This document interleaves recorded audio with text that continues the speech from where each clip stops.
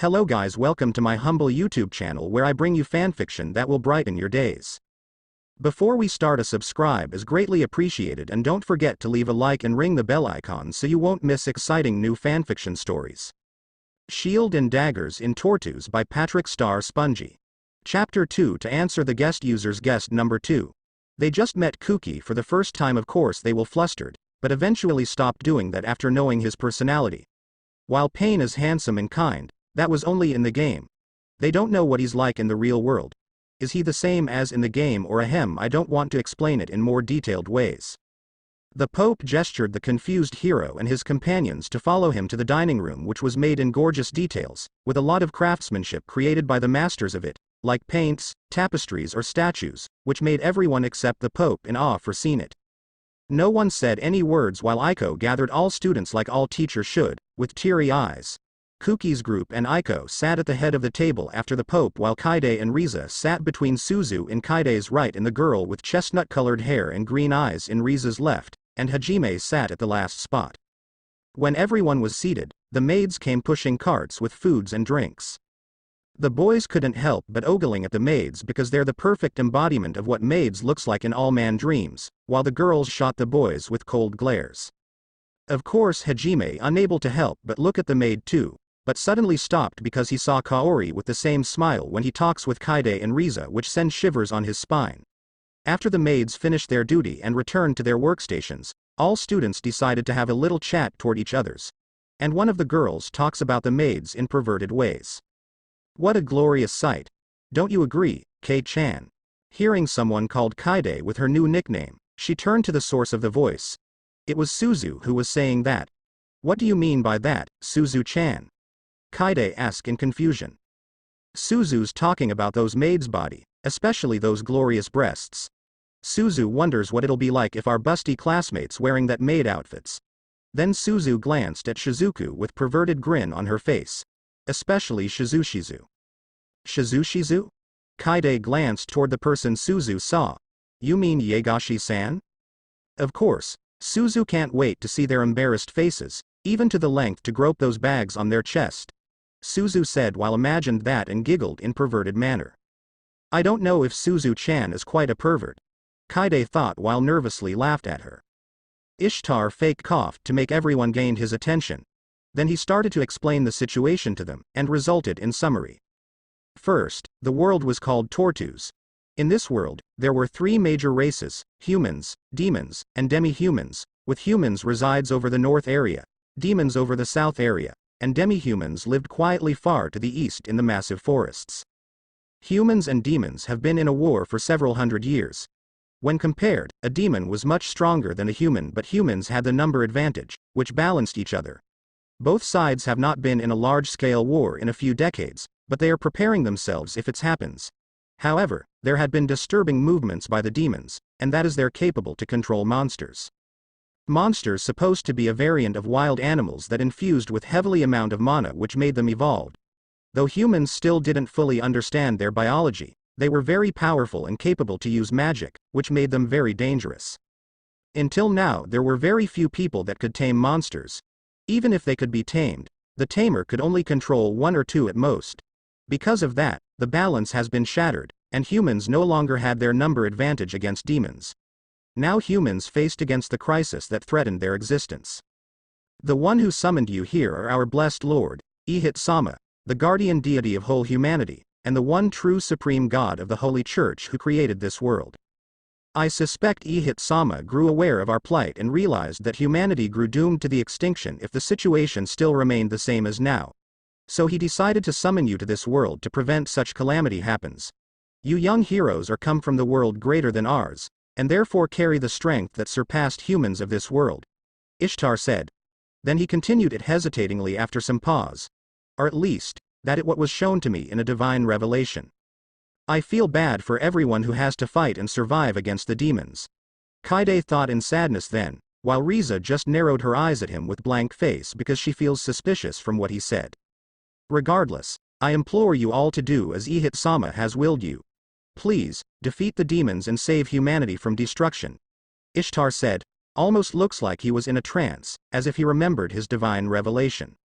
According from what he said, Over 90% of human population worship Ihit. Those who received divine revelation from the god were positioned near their very god in Holy Church and revered as someone with higher status. Riza started to gotten more suspicious towards him in these so-called will of God, because she feels he's still hiding more information about his world.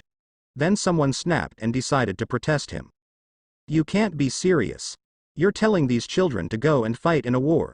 That's absolutely unacceptable. As a teacher, I can't allow it. Send us back to our world right now. These children have families who worried about them. What you've done is merely a kidnapping. Aiko stood up, protested to him. Thank you for concerning us, Hatayama-sensei, but I think it won't be that easy to persuade him to send us back. Either he doesn't want to or unable to. I suspect it's the former. Riza thought. But her thought disrupted after heard some sort of nickname towards Aiko. Fight on, Ai-chan. Suzu quietly said in cheerful manner. You can do it, Ai-chan. The black-haired girl in bob cut with glasses, Nakamura Eri, Suzu's best friend, also quietly said in cheerful manner, which made Kaide and Riza who heard it chuckled nervously because they finally knew their teacher nickname and saw them cheered her. Then Ishtar said something, which made everyone froze. I understand your concern. But unfortunately, I am unable to return you to your world. Ihit-sama is the one who summoned you here. We were only in here to greet you heroes, and offer our prayer to our Lord, Ihit-sama. The magic that interferes with another world is a magic beyond our knowledge. Whether or not you can return to your world, it's up to Ihit-sama to decide. Shocked. Aiko decided to sit back, losing her fire to protest. Then all students started to fall into the despair and panicked. Some decided to protest and some crying wanted to return to their parents. Even the mood maker Suzu unable to do anything to brighten the mood and ended up being comforted by her best friend, Eri. Kaide is no better because her previous thought has been shattered after heard that. We can't return back home. But I don't want to get hurt or killed if I have to fight in the war. Kaide thought in panic. Then she glanced to her best friend and wanted to ask her opinion. But much to her shock, she saw her stared at the Pope with blank face. Why are you being so calm right now, Riza? The truth is, Riza is also panicked, but she's able to conceal it very well because she doesn't want her best friend concerned about her more than herself and tried to concentrate about their situation. So we don't have a choice but fight the demons, huh? I may be still lacking the knowledge about this isekai stuff, but why has your god decided to transfer all of us to another world instead of one person who deemed fit to be a hero for this world? Riza thought, then remembered what the Pope said when they were arrived in Tortus. Brave hero and his companions, I think one of the boys might be the hero and maybe the rest of us just an extra baggage or sacrifices for this hero, whoever he is. Before she's continuing her thought, someone stood up and slammed the table to silence them, which made everyone focused on that person. Everyone, there's no point complaining to Ishtar-san about all of this. There's nothing he can do about it now. And I decided to stay and fight them. These people are on verge to be annihilated, knowing that. How can I stand by and do nothing, and leave them to such fate like that? If we were summoned here to save humanity, then there's a chance that we're able to return to our world after we saved them. Do you think it's possible, Ishtar-san? Kuki said. It is as you said. Ihit-sama is no so unkind to disregard his chosen hero's wish. And we have some kind of power too, right? Because I felt far stronger for some reason ever since I arrived in here. That's right. Each of you has power several times higher than the humans in this world. If I can say, it's a blessing from our Lord, Ihit-sama. Then I'm going to fight. Just you see, I'll save everyone in this world, and then we'll return back to our world. Kuki said dripped with full of charisma then ended up with bright smile. All students who despaired before started to regain their calmness and found hope thanks to his speech. Even most of the girls started to admire him. Then one by one until all of them, although a little of them is still hesitant and in doubt, agreed to join Kuki to fight the demons, like they've been charmed to follow his leadership. Aiko tried to convince them for not to in teary eyes, but failed to do so. I'm glad you're able to calm everyone down even to the length make them gained a new hope, Aikman-san. But, does your charisma is as par as a certain female king of knights from Eroge? I guess.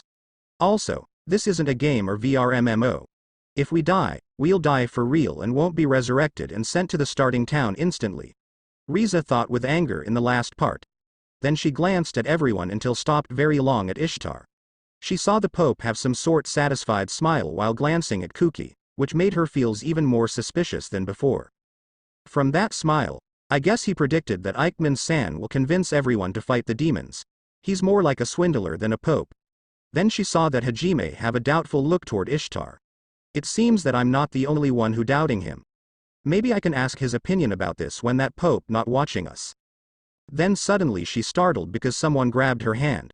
When she saw it, it was Kaide with worry expression. She couldn't help but smile reassuringly at her and tightening her hold, which made her best friend smile at her for the comfort. Don't worry, Kaide. I'll find a way to get all of us returned to our world. No matter what it costs.